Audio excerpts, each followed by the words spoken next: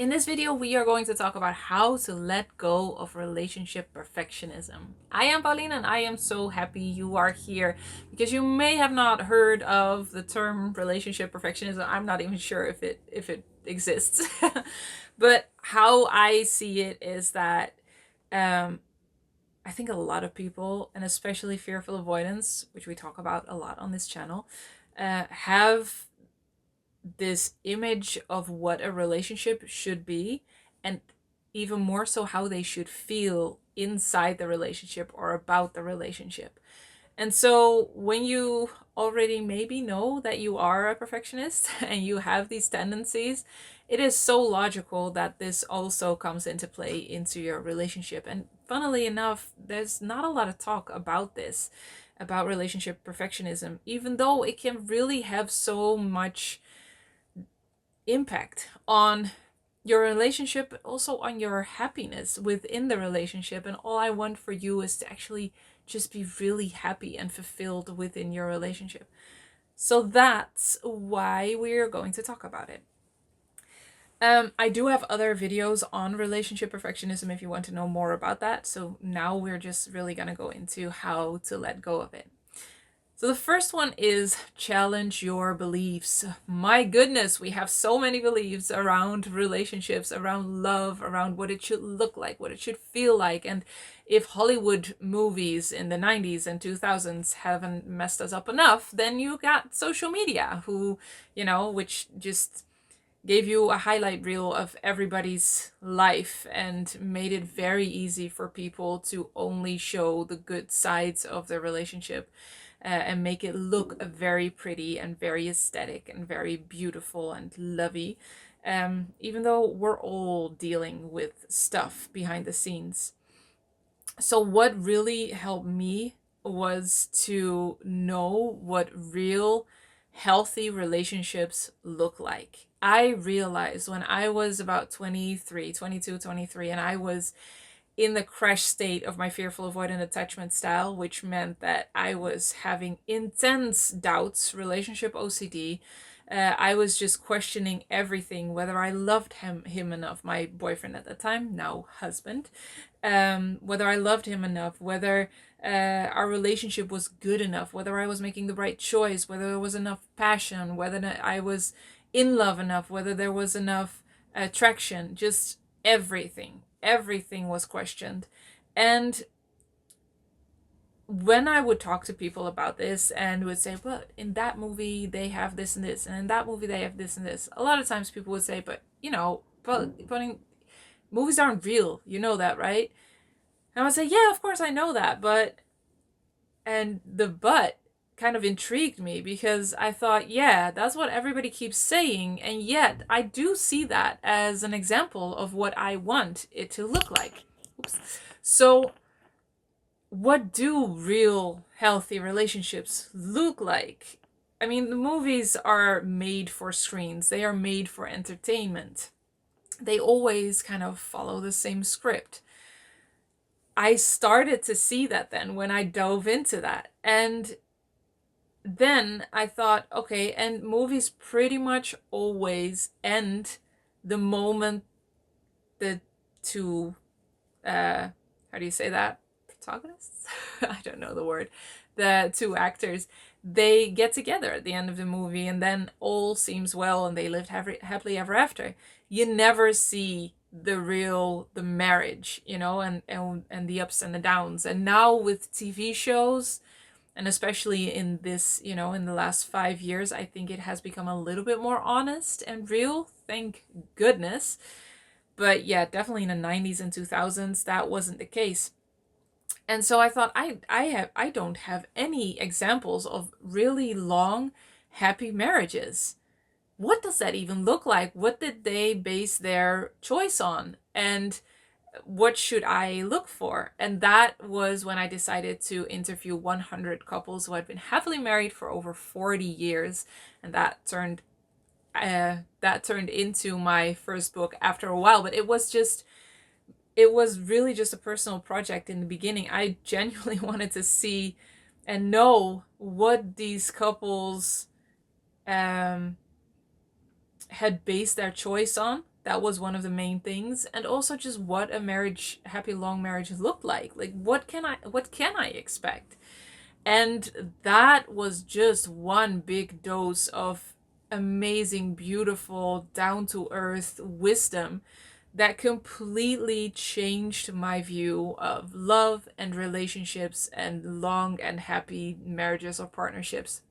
And I am so incredibly grateful that I did that, because if I hadn't done that and I had kept the beliefs that I had, I would have made different choices, different partner choices. And I know about 100% for sure that I would get a divorce down the line.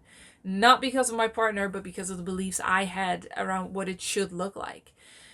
And what I heard again and again and again in these interviews that I did, sometimes they took about 3 hours. Those lovely couples took so much time out of their day to talk to a very scared and insecure 23-year-old girl.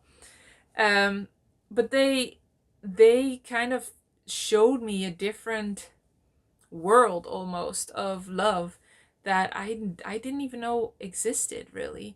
And I had already met my husband then, and they confirmed again and again that he was actually the right choice, which was something I kind of suspected maybe a little bit, but I just had no way of trusting that, and was really scared to trust that, because it was almost the opposite of all everything I had always heard and seen and learned and believed and concluded myself.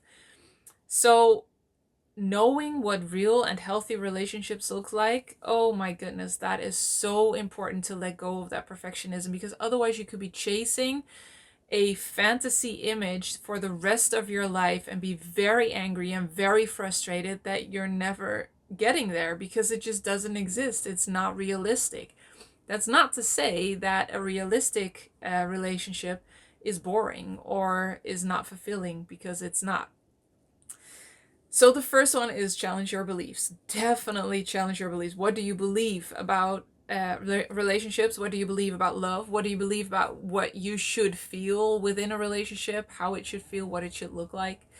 It's just very interesting to dive into that, and always make sure that your beliefs are serving you. You choose your beliefs. It may take a little bit of healing and a little bit of digging and changing, but yeah, make sure your beliefs serve you. The second is, what would a perfect relationship give you? Because aside from the images that we have and the beliefs that we have around relationships, fear always plays a part in perfectionism. If you wouldn't be fearful, you wouldn't be a perfectionist. So if you imagine, just close your eyes for a second and imagine the perfect relationship, whatever that may look like for you. It could be a relationship that you have now, but perfect, or it could be the fantasy relationship you secretly have in your mind. What would that give you? If you would already right now have that perfect relationship, what would it be giving you? Is that a feeling of worth, that you are worthy? Or is that a sense of safety? Because a lot of times there is an element of wanting safety in wanting perfectionism or wanting perfection. And if it is safety, in what way would a perfect relationship make you safe? Would it make you safe from the pain of abandonment or rejection? Would it make you safe from the pain of hurting another person if you would decide you would want to break up or divorce in 20 years' time?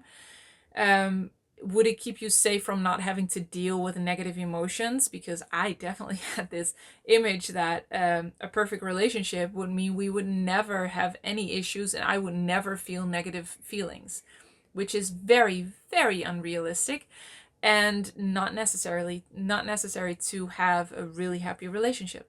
So if it's safety, in what way would it bring you safety? So really just sit with yourself for a second and see what a perfect relationship would give you.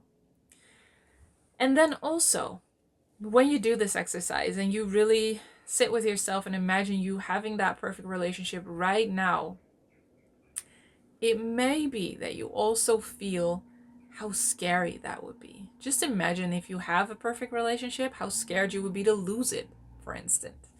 If your partner would die, what would that mean? I mean, if you're not willing to deal with negative emotions, yeah, it's gonna be hard to allow a perfect relationship just because of the risk you take that your partner might die. Um, a lot of times, the more we want something, the more scared we are to actually have it. It feels more safe to want it and not have it than to actually have it, with all the risks that come with that, from losing that or not being able to keep up, or sabotage it yourself.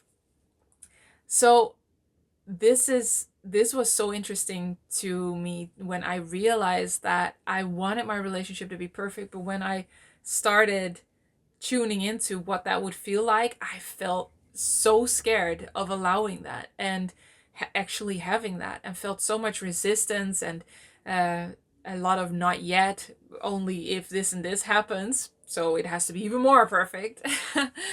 And if you have this tendency, you just push being happy to the future. You don't allow yourself to be happy right now, because everything has to be perfect first, but you're not allowing perfection. So you're in this like gray zone where you're not really happy, but that's where your fear brain feels the safest. It all makes sense. It all makes sense. You are not weird. This is not anything to do with you being broken or whatever. It is so logical, and it's actually very healable. Also, I don't know if that's a word. Um, but yeah, this exercise will actually give you a lot of insight into why you won't allow a perfect relationship yet.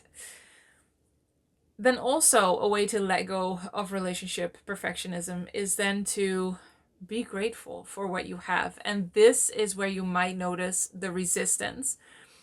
And you have this resistance because you are actually scared to have that perfect relationship. Because when you are grateful, if you would go all in and focus all the time and energy you have been putting into focusing on what's missing and what's wrong in your relationship, if you put all of that into being grateful for everything in your relationship, 100% sure, I probably, you can never say 100%, right? I mean, pretty much 100% certainty that your relationship will transform. It will completely change, and it will feel so much better, so much more fulfilling. But there's a reason that you don't do that. It's because you're scared. It's because you're scared of actually having that happy relationship, that really fulfilling, happy relationship that's almost perfect. But it does work. Gratitude does work. Then another thing you need to know in order to let go of relationship perfectionism is everything you need is already here. Whenever you are in perfectionist mode, you are putting something outside of you, something in the future, as being the answer and the solution for what you need. And it feels like it is outside of you, and you have to work towards it and work really hard and make sure you control all the external factors to get that one thing that you need.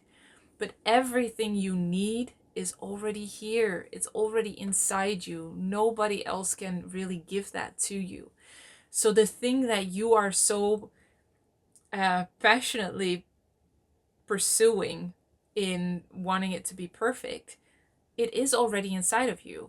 You know what it feels like, and so you can summon that feeling. You can always feel that feeling, because otherwise you wouldn't want it.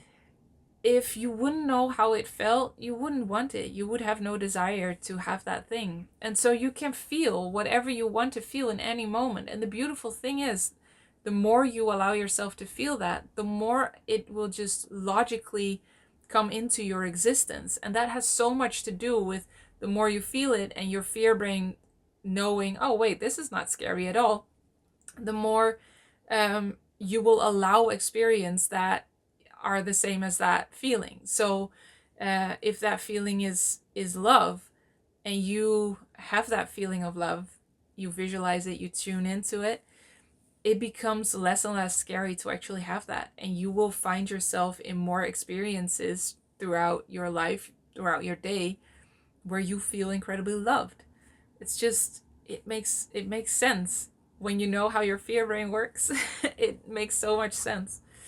Um, and then the last way to let go of relationship perfectionism is to heal the fearful avoidant attachment style, because uh, out of all the attachment styles, the fearful avoidant is the most likely to have this perfect image, to want and need this perfect image of the relationship. So when you go to the roots of the fearful avoidant attachment style and you heal those, you will notice that that perfectionism kind of just falls away. And that means that there is all of a sudden so much more love, peace, fulfillment, fulfilling feeling, because all perfectionism does is keep you in a frustrated place.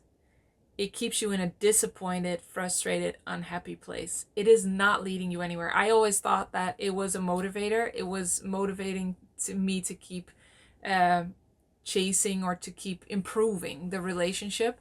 But perfectionism is not helping you in any way.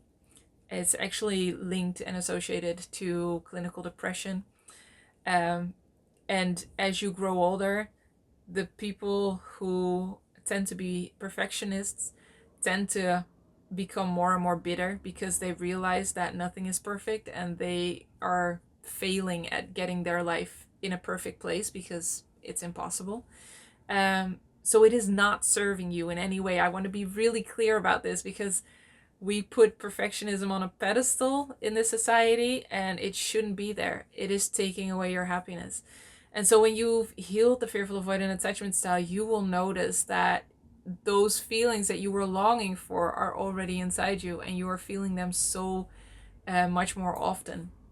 And that's what I wish for you, to feel this sense of freedom and this love and support that you have always deserved.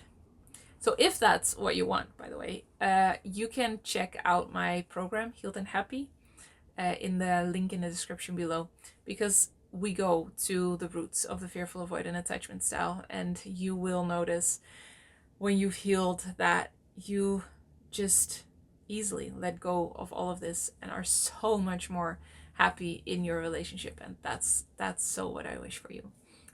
As always, I am so happy you are here. I hope this was valuable, and I will see you in the next one. Healed and Happy is a tailor made online program where me and my team personally guide you through healing the roots of a fearful avoidant attachment style.